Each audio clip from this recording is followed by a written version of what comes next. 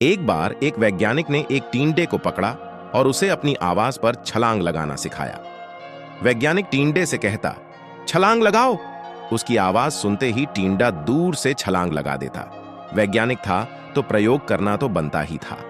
उन्होंने प्रयोग किया। वैज्ञानिक ने उसकी एक टांग तोड़ दी और फिर बोला, कूदो। अब टींडे की दूरी कम हो गई। वैज्ञानिक ने उसकी दूसरी टांग तोड़ दी और फिर बोला, दूरी और कम हो गई। अब तोड़ी गई उसकी तीसरी टांग छलांग की दूरी और कम हो गई। एक एक करके बेचारे टिंडे की सारी टांगें तोड़ दी गई। अब आखिरी टांग टूटने पर जब उसे कहा गया कूदो तो वह हिल भी नहीं पाया। वैज्ञानिक ने अपना निष्कर्ष अपनी डायरी में लिखा। जानते हो उसने क्या लिखा? जब टीवी की एक टांग तोड़ी गई तो थोड़ा बहरा हो गया। जब उसकी दूसरी टांग तोड़ी गई तो वह और बहरा हो गया।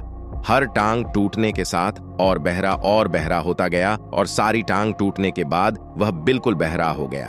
जोर जोर से चिल्लाने का भी उस पर कोई असर नहीं हुआ। वह तो अपनी जगह से हिला तक नहीं, छलांग लगाना तो दूर की बात। इस कहानी को सुनकर सभी को ऐसा ही लग रहा है ना कि क्या मूर्ख वैज्ञानिक था। इतनी सीधी सी बात उसे समझ नहीं आई।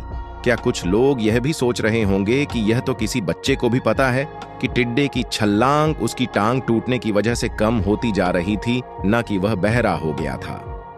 पर दोस्तों, हम सभी जीवन में कई बार ऐसे ही मूर्ख बन जाते हैं। कहीं बाहर जीवन में दो घटनाएं एक साथ ऐसे घट जाती हैं जिसका एक दूसरे से कोई संबंध होता ही नहीं, फिर भी ऐसा लगता है कि गहरा संबंध है।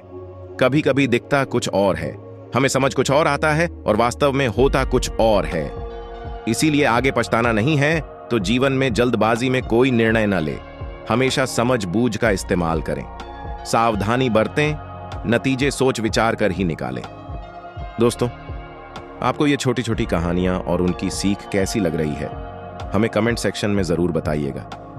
आप अपने सुझाव भी लिखें जिससे हम और बेहतर करने की कोशिश करें। फिर मिलेंगे दोस्तों अगली वीडियो के साथ। तब तक के लिए अपना ख्याल रखना और हमेशा मुस्कुराते रहना।